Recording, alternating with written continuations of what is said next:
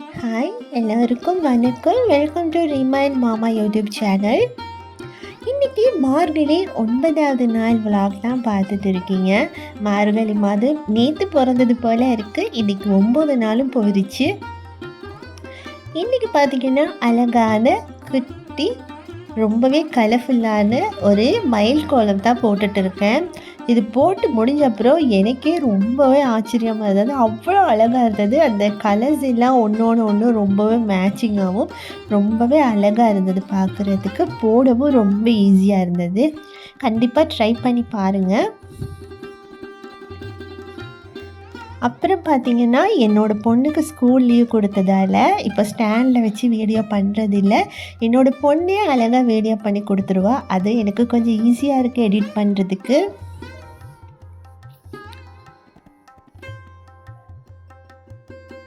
நாமளே சும்மா இருந்தாலும் எங்களை சுரண்டி விடுற மாதிரி கொஞ்சம் பேர் எங்களை சுற்றி இருக்காங்க. நானே கோவத்தை ரொம்ப கண்ட்ரோல் பண்ண நினச்சா கூட என் கோவத்தை கிளறி விட்டுட்டே இருக்காங்க. எதுக்கு இப்படி இருக்காங்கன்னே தெரியல. நானும் எவ்வளோ அதுலேருந்து வெளியில் வரணும், கோவத்தை கண்ட்ரோல் பண்ணணும்னு நினைக்கிறேன். ஆனாலும் ஏதாச்சும் பண்ணி சில பேர் கோவத்தை இது தூண்டி விட்டுட்டே இருக்காங்க. யாருக்காச்சும் தெரிஞ்சால் சொல்லுங்கள், கோவப்படாமல் எப்படி இருக்கிறது, என்னெல்லாம் தியானம் பண்ணணும், யோகா பண்ணணும்னு தெரிஞ்சால் கண்டிப்பாக எனக்கு சொல்லி கொடுங்க. ரொம்ப யூஸ்ஃபுல்லாக இருக்கும். அப்புறம் பார்த்திங்கன்னா தீபமெல்லாம் இன்றைக்கும் ஏற்றி நல்லபடியாக பிரம்ம முகூர்த்த பூஜை முடிச்சுட்டேன். பிரம்ம முகூர்த்த பூஜை முடித்த அப்புறம் இன்றைக்கி சாமி ரூமில் இருக்கிற என்னோடய சாமி ஃபோட்டோ ஸ்டாட்யூ எல்லாம் எப்போ வாங்கினது, எதுக்கு வாங்கினது, எங்கே வாங்கினது அப்படின்னு சொல்லுவேன்.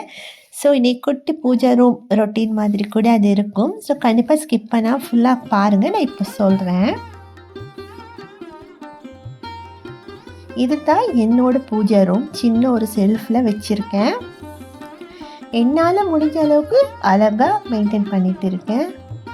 இது எங்கள் வீட்டுக்கு முத வாங்கின ஃபோட்டோ. இந்த 5 சாமிக்கிற ஃபோட்டோ மட்டும்தான் இருந்தது. கல்யாணம் பண்ணி வீடு குடி போகும்போது இந்த ஒரு ஃபோட்டோ மட்டும்தான் நாங்கள் வாங்கிட்டு போனோம். கிட்டத்தட்ட 6 மாதம் இந்த ஒரு ஃபோட்டோவும் காமாட்சி விளக்கும் மட்டும்தான் இருந்தது. இந்த காமாட்சி விளக்கு வேறு எதுவுமே இல்லை வீட்டில். இதை வச்சு தான் சாமி கும்பிட்டுட்டு இருந்தோம். அதனால் இது ரொம்பவே ஒரு மெமரிஃபுல்லான ஒரு கடவுள் ஃபோட்டோன்னு கூட சொல்லலாம். அப்புறம் பார்த்திங்கன்னா என்னோட அண்ணா எனக்கு இது கிஃப்ட் பண்ணாங்க. முத்தாரம்மன் கோவில் இருக்கு இல்லையா, திருச்செந்தூர் குலசேகரப்பட்டினத்தில் இருக்கிற முத்தாரம்மன் கோவிலுக்கு ஒரு வேண்டுதல் நிறைவேற்ற போன நேரம் என்னோட அண்ணா எனக்கு வாங்கி கிஃப்ட் பண்ணது இந்த முத்தாரம்மன் ஃபோட்டோ. எனக்கு ரொம்பவே பிடிக்கும். என்னோட அம்மா அப்பா மாதிரி இவங்க 2 பேரும் ரொம்ப ஸ்பெஷல். கேட்குற வரன்னு உடனே கொடுக்குறதுன்னா இது முத்தாரம்மன் சாமின்னு கூட சொல்லலாம். அப்புறமா 3வது வாங்கின ஃபோட்டோ தான் இந்த லட்சுமி தேவி ஃபோட்டோ. ஒரு பூஜைக்காக நான் என்னோடய ஹஸ்பண்டை வாங்கி கேட்டிருந்தேன். இந்த லட்சுமி தேவி ஃபோட்டோ வாங்கி கொடுங்கன்னு ரொம்பவே ஆசையாக வாங்கிட்டு வந்தது. அப்புறம் 4வதாக முருகர் ஃபோட்டோ. இந்த ஃபோட்டோ மருதமலை போயிட்டு வந்து எனக்கு முருகரை வச்சு வணங்கணும் அப்படின்னு ரொம்ப ஆசையாக இருந்தது. அப்போது நான் இந்த ஃபோட்டோ வாங்கி கேட்டிருந்தேன். அப்போது இதை எனக்கு எடுத்து கொடுத்துருந்தாரு. ரொம்பவே அழகான ஒரு முருகன் ஃபோட்டோ இது. அப்புறம் பார்த்திங்கன்னா கன்னியாகுமரி போன நேரம் இந்த கன்னியாகுமரி தேவி ஃபோட்டோ நான் வாங்கிட்டு வந்திருந்தேன். அப்புறம் அன்னபூரணி தாயாரை சமையல் அறையில் வச்சு கும்பிடணுன்னு எனக்கு ரொம்ப நாள் ஆசையாக இருந்தது. வாங்கி கேட்டால் வாங்கி கொடுத்தாரு. சமையல் அறையிலே வச்சுருந்தேன். அப்புறமா அப்பப்போ நான்வெஜ் சமைப்போம் இல்லையா, அதே எனக்கு கொஞ்சம் மனசு கஷ்டமாக இருந்தது. கடவுளை மதிக்காத மாதிரி நாங்கள் செய்கிறோமோ அப்படின்ட்டு. அதனால் அதை நான் மறுபடி பூஜை ரூம்லேயே வச்சுக்கிட்டேன். அப்புறமா திருச்செந்தூர் போன நேரம் இந்த மயில் ஓம் வாங்கிட்டு வந்திருந்தேன். அது கூட இந்த குட்டி முருகரும் வாங்கிட்டு வந்திருந்தேன்.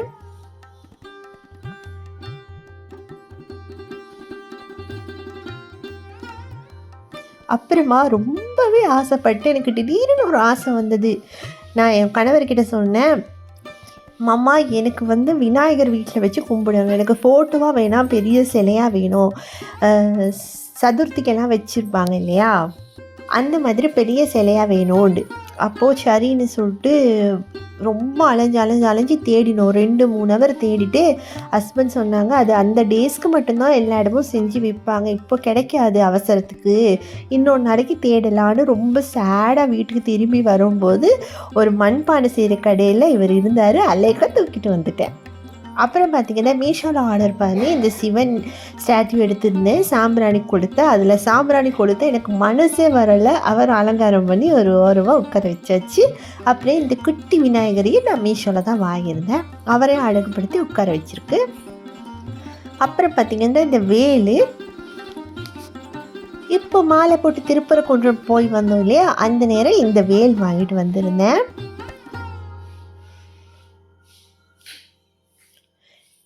அதே திருப்பரங்குன்றம் போயிட்டு வரும்போது முருகருடைய அம்மா அப்பாவையும் வாங்கிட்டு வந்துட்டேன். சின்ன சிவலிங்கம், சின்ன ஒரு சிவன் பார்வதி ஃபோட்டோ வாங்கிட்டு வந்தேன். என்னோடய பூஜை ரூம் வந்து ரொம்ப சின்னதாக இருக்கு இல்லையா, அதில் பெரிய ஃபோட்டோஸ் வைக்க வேறு இடம் இல்லை.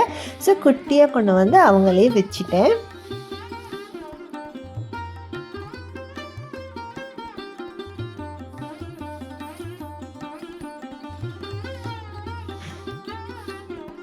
அப்புறம் பார்த்திங்கன்னா காமாட்சி விளக்கு வீடு கூடி போகும்போது வாங்கினது சொன்னேனே, அதுக்கப்புறம் அதுக்கு ஒரு தட்டு வாங்கினேன். அதுக்கப்புறம் குட்டியாக 2 குத்து விளக்கு வாங்கி வச்சுருந்தேன். ஒன்றா தான் நான் வாங்கி சேர்த்துட்டு இருந்தேன். அதுக்கப்புறம் குபேரர் வச்சு பூஜை செய்யணும்னு ஆசையாக இருந்தது, குபேர சேலை வாங்கியிருந்தேன். அப்புறம் ஓம் விளக்கு வாங்கியிருந்தேன். எல்லாமே வீட்டு பக்கத்தில் இருக்கிற பூஜா ஸ்டோரில் தான் வாங்கியிருந்தேன். அதுக்கப்புறமா லக்ஷ்மி குபேரன் விளக்கும் வாங்கியிருந்தேன். இவ்வளோ தான். இது தான் என்னோடய பூஜா ரூமில் இருக்கிற திங்ஸோட ஸ்டோரி. எனக்கு ரொம்பவே என் வீட்டிலே ரொம்ப பிடிச்ச இடம், அழகான இடம், அமைதியான இடம். எவ்வளோ மனசு கஷ்டமாக இருந்தாலும் இதே கீழே வந்து உட்காந்து கொஞ்சம் நேரம் உட்காந்துருந்தாலே மனசு நிம்மதியாக இருக்கும். அப்படியே விநாயகர் வந்து நான் சொல்கிறதெல்லாம் காது கொடுத்து கேட்குற மாதிரி ஒரு ஃபீல் இருக்கும். முருகன் நடத்தி வைக்கிற மாதிரி இருக்கும். லக்ஷ்மி தேவி அள்ளி கொடுக்குற மாதிரி இருக்கும். என்னோடய முத்தாரமாக எப்போவே என் கூட இருக்கிற மாதிரி இருக்கும். அதனால் ரொம்பவே எனக்கு பிடிக்கும். இந்த ஓம் கூட நான் தான் அலங்காரம் பண்ணி 2 பக்கம் ஒட்டி வச்சுருந்தேன், நானே வரைஞ்சி அழகாக இருக்கட்டும் அப்படின்ட்டு. ஸோ இது தான் என்னோடய பூஜை ரூம். ஓகே, இப்போ கோலத்துக்கு போகலாம். என்னோடய கோலம் ஃபுல்லாக ஃபினிஷ் பண்ணியாச்சு. பாருங்கள் என்னோடய கோலம் எப்படி இருக்குது, பூஜை ரூம் ரொட்டீன் எப்படி இருக்குது அப்படின்றத கண்டிப்பாக கமெண்ட் பாக்ஸில் கமெண்ட் பண்ணுங்கள். தேங்க்யூ ஃபார் வாட்சிங் மை வீடியோ.